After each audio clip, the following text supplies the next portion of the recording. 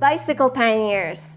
Do you need expensive ones or are budget ones okay? Which ones are the best for you? Hey everyone, welcome to Wheels on the Bike. I'm Agnieszka, and in this video I'd like to share with you 5 tips you can consider when choosing brand new panniers to purchase for your touring or commuting setup. So when I was brand new to bicycle touring and bicycle commuting, I just referred to these as bike bags, and that's exactly what they are.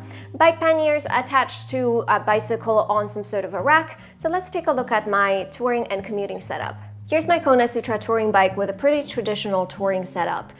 And this includes a rear rack that can hold up to 2 panniers and a front rack that can hold additional 2 panniers. On my commuter bicycle, I only have the rear rack installed and I only ever put 2 panniers on that bicycle. Now that we're clear on what bicycle panniers are and what they're used for, let's jump right into the 5 tips. Tip number 1 is consider what you're going to be using the panniers for. Are you commuting, are you touring, or maybe a bit of both? If you're thinking of getting panniers for a bicycle tour, then consider getting panniers that are a lot more durable, because your panniers are going to take a lot more beating. You may be able to get away with not as durable of a pannier when you're doing your commuter setup. And that is a great segue to tip number 2, the material and durability of the pannier you're choosing, and whether or not you need a waterproof pannier. To help me explain this point, I have 2 of my personal panniers. These are the Ibera PakRak 30-liter panniers, and these are more of the budget pannier. And these are the Arkel Orca 35-liter panniers, and these are more expensive. I've had both of these since 2019, and I've used these one for commuting purposes, and then I upgraded to the Orcas for when I got into touring. These 2 panniers are made of nylon. Now, the Ibera Rack Pack is made of much thicker nylon material than the Arkel Orca. The Orca has some additional coating on the material itself that makes it waterproof. The Ibera PakRak is not waterproof, but it does have a waterproof cover that I would need to, and I had, put on in case of a rain, whereas the Arkel Orcas are fully waterproof. So the question you need to ask yourself, do you need waterproof panniers? For commuting purposes, I think you can get away with not having waterproof panniers. For touring purposes, I chose to go with waterproof panniers because putting waterproof covers on 4 panniers when it starts pouring, and especially when the weather is rough for a prolonged period of time, I wanted to have a peace of mind that none of my items inside are going to get soaked, and therefore I choose waterproof panniers. But again, for commuting purposes, do you need waterproof panniers? Well, how about you let me know? What do you think? Do you need waterproof panniers for touring, for commuting, or can you get away with water-resistant panniers with some sort of a cover? But in addition to the material itself, you really should consider other features, other functionality that add to the robustness or durability of a pannier. So both of these panniers have internal stiffeners or internal cradles that are made of plastic that make the panniers a lot more durable. However, there's a difference between the 2 of them. So here's what the plastic pieces look like up front. You will notice that the Arkel cradle, the plastic cradle, has additional reinforcement made of material, whereas the Ibera cradle does not. And the reason that it matters is that this plastic piece is actually quite sharp. And over time, this is going to contribute to the wear and tear of the material on the inside of the pannier. Additionally, what you will note on the Arkel pannier is that there is a piece of plastic that's protecting the bottom of the pannier. And this is important because this is where the pannier meets the rear rack.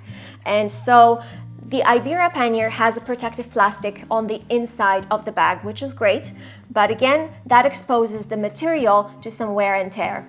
And I wanted to show you that after about 6 months of using this pannier on a daily basis, there's already signs of wear and tear on the stitch lines. So the fabric is already fraying a little bit, and that's due to use and due to how the pannier was designed. The next thing you can consider when purchasing panniers is their capacity and their design.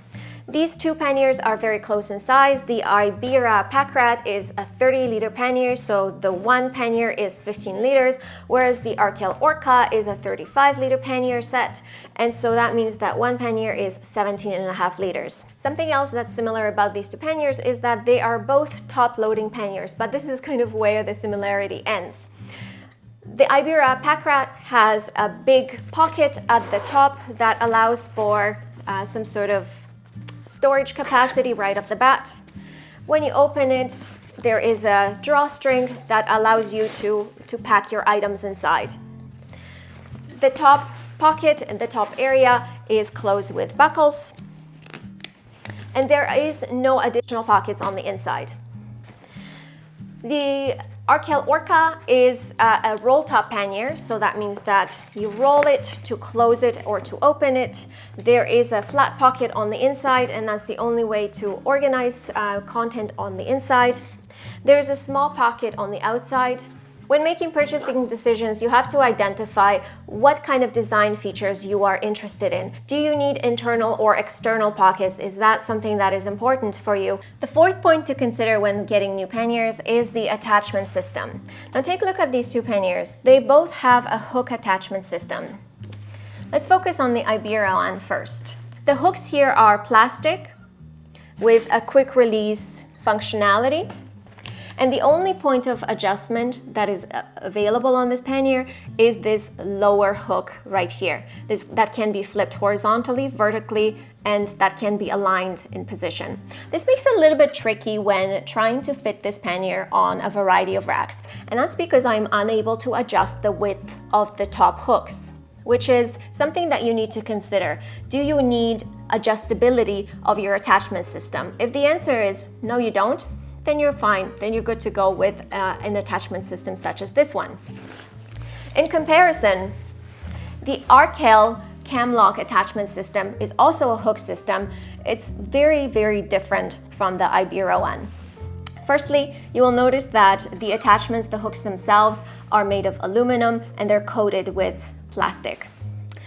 The rail itself is aluminum and they are fully adjustable. Not only are the hooks adjustable, but also the lower attachment point, the third attachment point, which is on a bungee cord, is also adjustable. And that's by just securing it with a knot.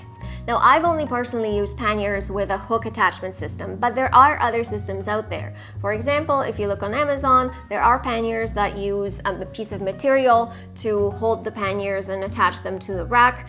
Arkel sells dry lights and they use Velcro to attach to the rack. So whatever attachment system you consider, just make sure that you know the usability, the durability that you will be expecting from your pannier based on what you're going to be using it for.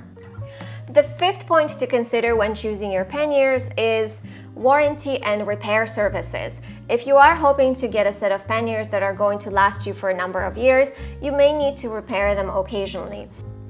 All right, and the last thing you can consider, and this is my bonus for you, is the price of the pannier. Do you have a very specific budget, or are you considering making a long-term investment?